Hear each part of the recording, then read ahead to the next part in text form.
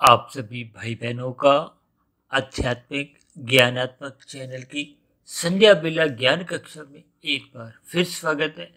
आज की चर्चा का विषय है ओम, और साथ में हमने क्या लिखा है, हम सब का मालिक। देखिए, ओम के ऊपर जितनी भी आप चर्चा करो वो अपने आप में ही अपूर्ण मानी जाती है। यानी कि ओम एक ध्वनि कहो, एक शब्द कहो, एक शक्ति कहो। इसलिए हमने देखिए ओम और मालिक दोनों को ही एक ही धरातल पर ले लिया। यानी कि ओम ही हम सब का मालिक है। यहाँ ये जो हमने लिखा है ना, हम सबका में देखिए सभी जीव आ जाते हैं, या यूं सरल शब्दों में कहो कि सभी जीवात्माएं आ जाती हैं, सभी आत्माएं आ जाती हैं। देखिए, जीवात्मा का अभिप्राय होता है कि जब आत्मा किसी भौतिक शरीर की किसी भी जोनी में होती है, क्योंकि जोनियां तो शास्त्रों में ही 84 लाख प्रकार की कही है। अब मनुष्य से ऊपर की जोनियां 3,99,999 और मनुष्य से नीचे की जोनियां 80 लाख प्रकार की। अब 80 लाख प्रकार की जोनियों को देखिए तामसी जोनियां भी कहा गया है, निकृष्ट जोनियां भी कहा गया है, और कहीं कहीं दंडनीय जोनि भी कहा जाता है, क्योंकि दंड भुगत रही है, क्योंकि मनुष्य जोनि कर्म जोनि है।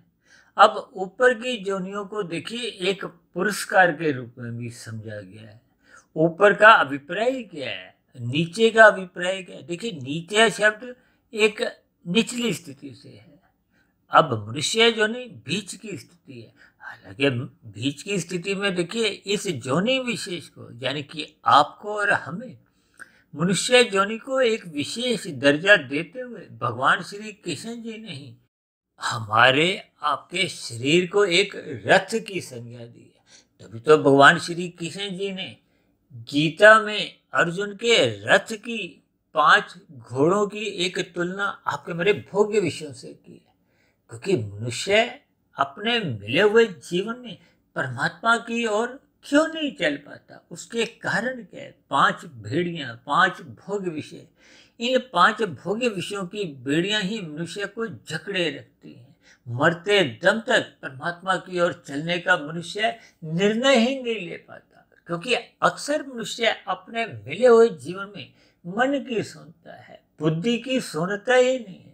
यानी कि जब हम बुद्धि की सुनते ही नहीं, क्योंकि बुद्धि ही आपको में लाभ हानि की स्थिति से अवगत कराती है। अब एक साधारण मनुष्य अपनी सारी बुद्धि का इस्तेमाल कहाँ करता है, विषय भोगों की प्राप्ति के लिए, धन कमाने में। अब धन में देखिए कहीं भी आपको में कहीं कुछ नुकसान लगता है तो हम पीछे हट जाते हैं। चाहे व्यवसाय हो, यानी कि कोई दुकानदार भी हो, कहीं भी उसको कोई नुकसान नजर आता हो तो वह अपने हाथ खींच लेता है। देखिए, ये बहुत ही साधारण सी स्थिति है। अक्सर मैं अपनी चर्चाओं में देखिए शाम को जो संध्या बेला ज्ञान कक्षा की वीडियो होती है, क्योंकि ये एक साधारण विषय लेते हुए हमने शास्त्रों की सैद्धांतिक बातों पर कुछ प्रकाश डालना होता है। हालांकि सुबह ब्रह्म मुहूर्त ज्ञान उपदेश कक्षा में तो हम कुछ गंभीर विषय लेते हैं, क्योंकि ये ओम ध्वनि एक शब्द को हो, ये अपने आप में ही देखिए अनेकों अर्थ समझाता है। और हमने इसीलिए इस ओम शब्द को देखिए अपने वीडियो के एक सूर्य के प्रकाश के बीच में एक विशेष स्थान दिया है। और मेरी तो जितनी भी देखिए चर्चाएं होती हैं, उन सभी चर्चाओं का देखिए प्रत्यक्ष रूप से या अप्रत्यक्ष रूप से शास्त्रों में बताई गई जो सैद्धांतिक बातें हैं उन्हीं से ही संबंध होता है। हमारे इस आध्यात्मिक ज्ञानात्मक चैनल पर देखिए अब तक तकरीबन 1750 से अधिक वीडियो तो प्रसारित की जा चुकी हैं। इन सभी वीडियो में हमारा प्रयास रहता है कि प्रकृति के 3 गुण, जिसको भगवान श्री कृष्ण जी ने गीता में एक गुणतम विषय बताया, इसीलिए इन 3 गुणों के ज्ञान को भगवान श्री कृष्ण जी ने एक गुणतम ज्ञान की से संबोधित किया। इसलिए हम इन 3 गुणों की अक्सर चर्चाएं करते ही रहते हैं। और हम तो शाम को भी संध्या बेला ज्ञान कक्षा में जितने भी वीडियो लेते हैं, साधारणतः हमारी कुछ ये जो शब्द होते हैं ये अक्सर देखिए 3 रंगों में दिखाए जाते हैं। आज तो हमने देखिए एक ही रंग का इस्तेमाल किया है और वो है सफ़ेद रंग। सफ़ेद रंग देखिए सत्वगुण का प्रतीक अक्सर हम इस पर जोर देकर कहते हैं, जुड़ने के लिए कहते हैं। कभी कभी हम इसको चिंतन के दृष्टिकोण से भी दिखाते हैं। और रजोगुण को एक रंगीन रंग से, क्योंकि संसार विषय भोगों का एक संगम है, एक स्थितियां हैं। अक्सर एक साधारण मनुष्य की रुचि किसमें? संसार में, विषय भोगों में। जब तक ये रुचि संसार में बनी रहती है तो फिर परमात्मा की ओर उसका एक रुझान नहीं होता, क्योंकि हम अनादिकाल से प्रकृति में अपने आप को लिप्त किए हुए हैं, क्योंकि हम अपने आप को स्थूल शरीर समझते हैं। जबकि स्थूल शरीर तो देखिए जन्म के साथ ही अपनी मृत्यु के आघोष में कहो मृत्यु की तैयारी करना आरंभ कर देता है।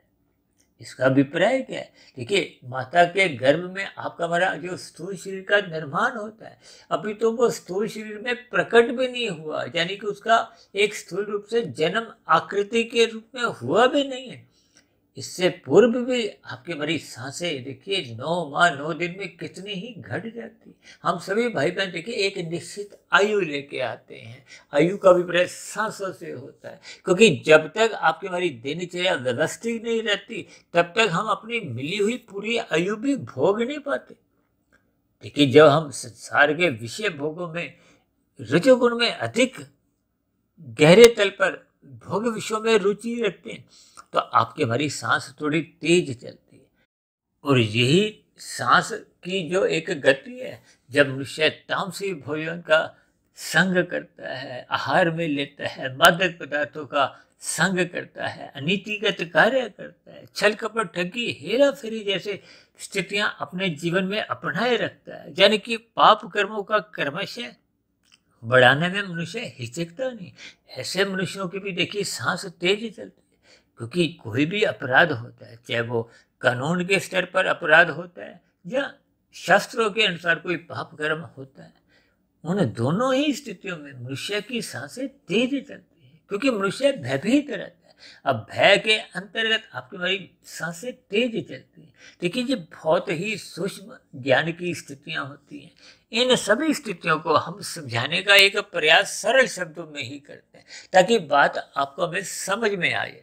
इसीलिए तो देखिए हमने आज ओम शब्द को एक ध्वनि के साथ, देखिए ओम एक चिन्ह भी है और हम सब का मालिक का अभिप्राय देखिए किसी एक विशेष समुदाय से नहीं है।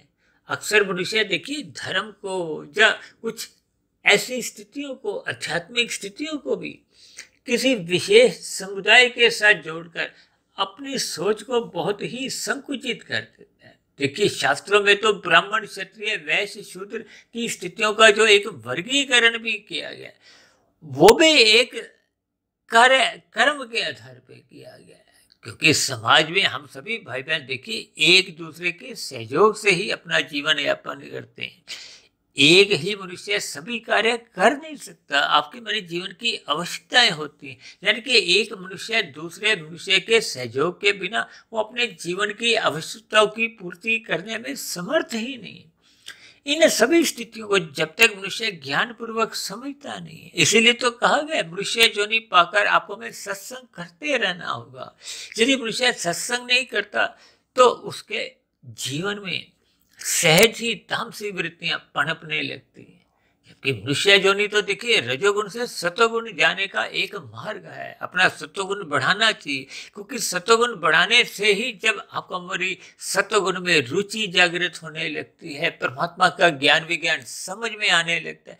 देखिए ज्ञान विज्ञान जब तक समझ नहीं आता वो कारण शरीर में शुभ संस्कार नहीं बनाता। जब तक शुभ संस्कार नहीं बनते तब तक कारण शरीर में देखिए कर्माशय की और संस्कारों की स्थितियां बनी रहती हैं, क्योंकि मृत्यु तो स्थूल शरीर की होती है। माता के गर्भ में आपके हमारे स्थूल शरीर का निर्माण होता है। ये पृथ्वी, जल, अग्नि, वायु, आकाश 5 स्थूल भूतों का बन है, और ये जो 5 भोग्य विषय हैं जिनके कारण आपका हमारा स्थूल शरीर का निर्माण होता है, ये गंध, रस, रूप, स्पर्श और शब्द का एक परिणाम है। इनको भोग विषयों से भी जोड़ा गया है। शास्त्रों में इनको तन्मात्रा भी कहा गया है। शास्त्रों में ही इनको सूक्ष्म भूत से भी कहा जाता है। ये सभी स्थितियां अक्सर हम अपनी चर्चाओं में इन सभी बातों को लेते रहते हैं। देखिए, क्योंकि ये संपूर्ण भौतिक प्रकृति त्रिगुणात्मक है। शास्त्रों में देखिए 3 स्थितियों पर ही बार बार चर्चा की जाती है। ये जो ओम ध्वनि भी है, इसमें भी देखिए 3 वर्ण आते हैं, आ, उ, म। जैसे देखिए प्रकृति का सृजन होता है, फिर उसके पालन की स्थितियां होती हैं, फिर उसके प्रलय की स्थितियां होती हैं। इसी तरह ये आपके हमारी देखिए, ये जो प्रकृति के 3 गुण हैं, तमोगुण, रजोगुण और सतोगुण, इनकी जब सम अवस्था रहती है, उस स्थिति विशेष को शास्त्रों में देखिए प्रकृति कहा गया। और दूसरी विशेष बात, ऐसा भी माना गया कि ये पूरा ब्रह्मांड का जो एक स्थूल रूप है, ये ओम ध्वनि से ही निकला है। ओम ध्वनि का अभिप्राय देखिए शब्द से भी आप ले सकते हो, क्योंकि शास्त्रों में जो 5 सूक्ष्म भूत कहे गए, वो सूक्ष्म भूत क्या है? देखिए, शब्द, स्पर्श, रूप, रस और गंध। शब्द से ही स्पर्श की उत्पत्ति होती है, स्पर्श से ही रूप की, रूप से रस की और रस से गंध की। ये सभी स्थितियां क्रमबद्ध तरीके से जब मनुष्य को समझ में आने लगती है, तो फिर उसको परमात्मा की जो एक स्थितियां हैं, ये परमात्मा को देखिए सच्चिदानंद कहा गया है। परमात्मा एक आनंद स्वरूप सत्य है। ये आनंद की स्थिति परमात्मा के साथ ही जुड़ी हुई है। आत्मा के साथ तो देखिए सत्य चित्त कहा गया है। चित्त का अभिप्राय चेतना से होता है, ज्ञान से होता है। हम सभी आत्मा पहले से ही ज्ञान, ये जो हम बार बार चर्चाएं करते रहते हैं और अक्सर हम कहते हैं ना, हमने इतनी वीडियो बना दी, ये सभी वीडियो का ज्ञान देखिए पहले से ही आपके भीतर भी है। सभी जोनियों के सभी जीवों की आत्मा के पास है, चाहे वो पेड़ पौधे की हो, चाहे कीड़े मकोड़े की, कीट पतंगे की। देखिए 20 लाख तरह की जोनियां तो वनस्पति, 9 लाख तरह के समुद्र में रहने वाले जीव जंतु की, 11 लाख तरह के कीड़े मकोड़े, कीट पतंगे, 10 लाख तरह के पक्षी, 30 लाख तरह के पशु। अब ये मिलके हो जाते हैं 80 लाख। इन जोनियों का कोई महत्व नहीं है, ये तो दंड रूपी जोनी है। जब मनुष्य अपने जीवन में पाप कर्मों का क्रमशः बढ़ा लेता है, देखिए जब हम सत्संग नहीं करते, ज्ञान में स्थिति अपनी बढ़ाते नहीं है, तो फिर ऐसी स्थितियों में एक साधारण मनुष्य विषय भोगों में ही अधिक रुचि लेता हुआ प्रमाद की स्थितियों में आ जाता है। और प्रमाद की स्थितियों में रहता हुआ वो सत्संग करता नहीं है, ज्ञान में स्थितियों से अपना संबंध छुड़वा लेता है। यानी कि जब धर्म आपके हमारे जीवन में रहस्य की स्थिति में पहुंचने लगता है, तो फिर आपका हमारे जो पुरुषार्थ, अर्थ और काम है, ये बिगड़ने लगते हैं। मनुष्य अनीतिगत कार्य करता हुआ अपना पाप कर्मों का कर्मशय बढ़ाने लगता है। और मरते समय यदि पाप कर्मों की स्थिति अधिक अनुपात में है, क्योंकि शास्त्रों में कहा गया मनुष्य जोनि तो तभी मिलती जब संचित कर्मों में पुण्य कर्मों कम से कम 50-51% हो, अन्यथा पाप कर्म अधिक होने से पुण्य कर्म फिर कम अनुपात में रह जाते हैं। अब उदाहरण के लिए पाप कर्म 70% है, तो फिर ऐसी स्थिति में पुण्य कर्म तो 30% ही बचते हैं। तो फिर नीचे की जोनियों में दुख भोगते भोगते वो 70% से घटते घटते जब तक वो 30% पुण्य कर्मों के बराबरी पर नहीं आते, तब तक दोबारा मनुष्य जोनी नहीं मिलती। और मनुष्य जोनी आपको में साधना जोनी का भी एक अवसर देती है। ये जन्म मरण के बंधन से मुक्ति पाने का एक अवसर मिलता है। लेकिन यदि मनुष्य देखिए आरंभिक स्थितियों में सत्संग ही नहीं करता, तो फिर ऐसी स्थितियों में उसका देखिए पाप कर्मों का कर्माशय भी बढ़ता है और साधना तो आरंभ होने का प्रश्न ही नहीं उठता। साधना का अभिप्राय योग की स्थिति से, कर्म योग, ज्ञान योग, भक्ति योग। योग का अभिप्राय होता है कि जब हम फल की इच्छा न रखते हुए, फल कौन से हैं? प्रकृति के 5 विषय भोगों के।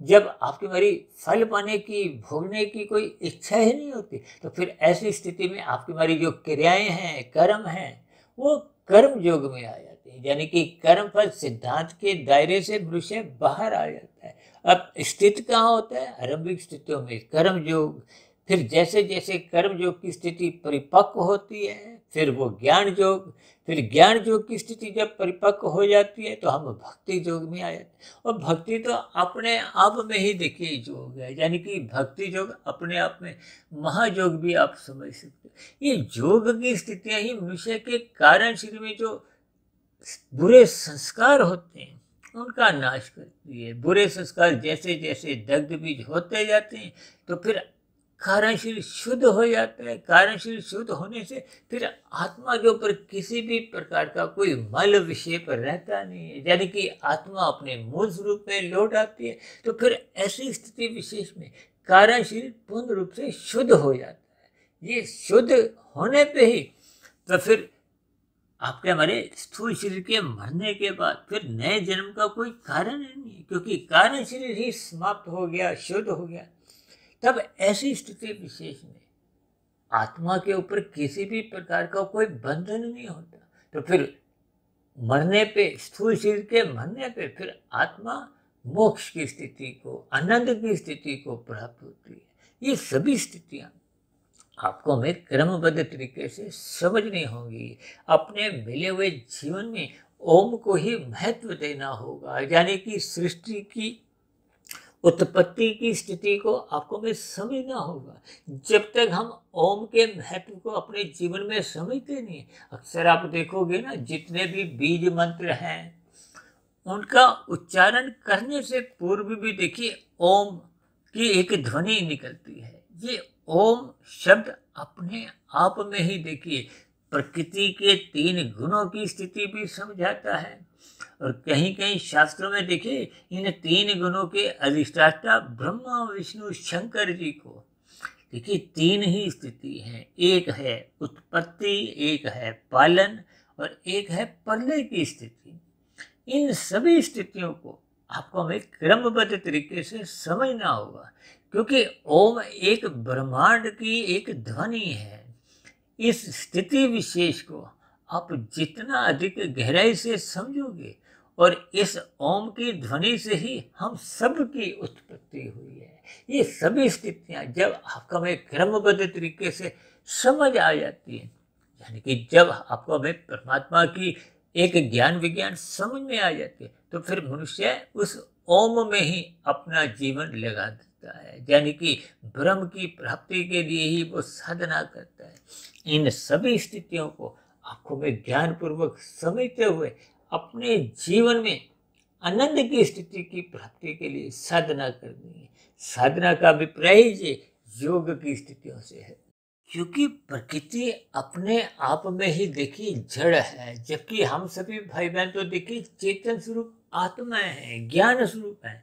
इसलिए जब जब हम परमात्मा के सम्मुख होते हैं, उस ओम से जुड़ते हैं, उस परम शक्ति से जुड़ते हैं, तो आपका हमारा ज्ञान कभी भी आवर्त नहीं होता, ढकता नहीं है। और जितने जितने अंश में हम सम्मुख होते हैं, फिर उतने उतने अनुपात में आपको हमें परमात्मा का आनंद की झलकें मिलती हैं। जब हम पूर्ण रूप से मायातीत हो जाते हैं, तो फिर हम आनंदमय जीवन को हो, आध्यात्मिक शरीर की प्राप्ति को हो, मोक्ष की स्थिति को प्राप्त होते हैं। इन सभी स्थितियों को आपको हमें क्रमबद्ध तरीके से समझना होगा। प्रकृति के 3 गुणों की स्थितियां, तमोगुण से अच्छा रजोगुण है, रजोगुण से अच्छा सत्वगुण है। इसी दृष्टिकोण से हम विशुद्ध सत्वगुण, जो कि परमात्मा के लिए कहा जाता है, वो सत्वगुण से भी और अधिक अच्छा है, क्योंकि वो मायातीत की स्थिति है।